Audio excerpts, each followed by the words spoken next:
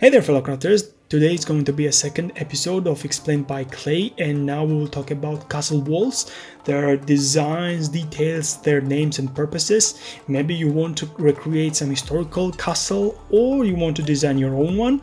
Hopefully you will take one or two good ideas from this episode. On my channel I have created Dragonstone from Game of Thrones, Honor Guard designed by Shad from Shadiversity, also designed by him, my largest castle yet, the Winterfell book accurate one, and also Shiganshina district from Attack on Titan. So this is the general section of a wall I have created in order to demonstrate what I want to talk about, the details and so on. Personally, I like walls to have 10 meters or more in height and not less than 1 meter in width. Of course, this thickness of wall was not really 100% stone. Sometimes we had these sandwich pieces where the stone was outside and inside as well, but there was a sandwich filling inside in order to make the wall thicker and also conserve some materials as well. Now let's talk about the details of the walls. The top part are often called crenellations. These are these continuous patterns of bumps and dips all over the wall. The protrusions are called merlons. They are for hiding purposes, for the defenders to stand here and reload their bows or crossbows. They are of course covering them completely, they should at least. And these deep parts are called crenels. They are for them to stand here comfortably and shoot whilst still maintaining about a mid-sectional cover from the base. And probably you are asking about these protrusions, why it exists. This is solely to have machiculations, which are open parts coming out from the wall, for again defenders to utilize very wide vision area, as you can see here, to cover the ground.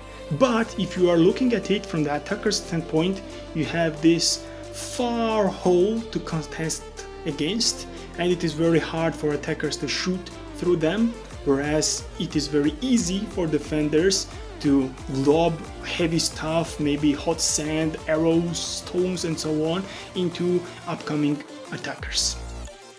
Let's talk about towers a bit. Of course, every half decent castle needs them for defensive purposes, but for you, my fellow model makers, for design is the most important reason for it.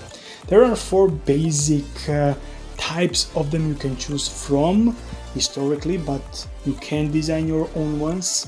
Basically 2 sub types also separate them: angular and rounded shapes. Angular towers like rectangular or hexagonal towers give more aggressive and militaristic look to a castle.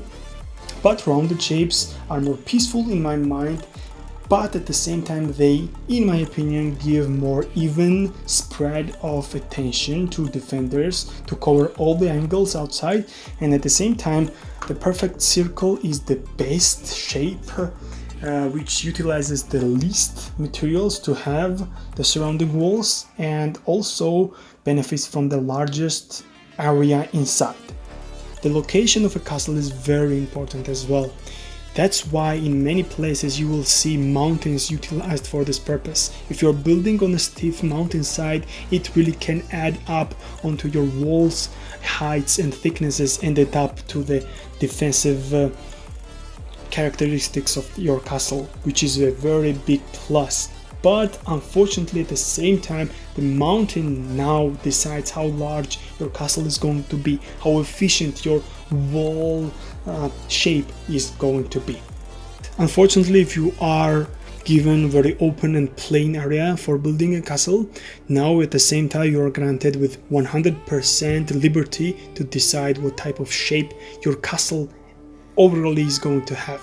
My suggestion will be to go with a circle to approximate your castle walls to a circular formation as much as possible, because in this case you are utilizing the least amount of materials for the walls and at the same time are granted with the largest amount of area inside the castle territory. So this basic geometry is one of the reasons why I despise the original TV series design of Winterfell.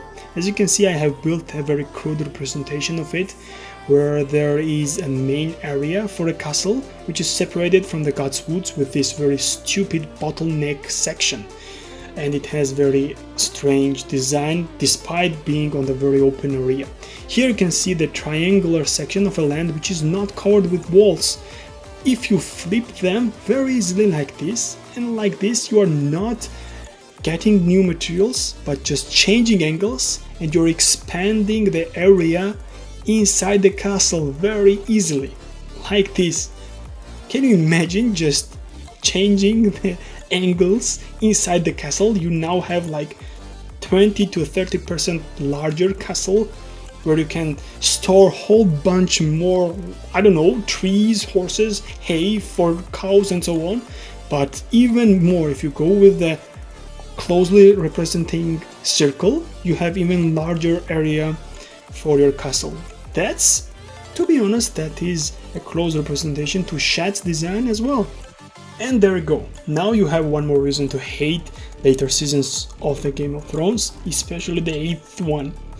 And hope that you will utilize one or two things learned in this episode. And remember, circular castles are the best. Have a nice day and see you next time. Goodbye.